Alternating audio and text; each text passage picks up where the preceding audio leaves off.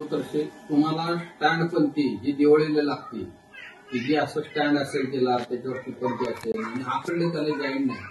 त्याच्यानंतर एक ताटली, त्या ताटलीवर पंथी असेल. त्याच्यानंतर एक पानपंथी की जे पानाचा आकार त्याला असतो अशी तुम्हाला पानपंथी, स्टँड पंथी आणि ठेवायसाठी ताटली पंथी अशा 3 प्रकारच्या पंथ्या करून घ्या.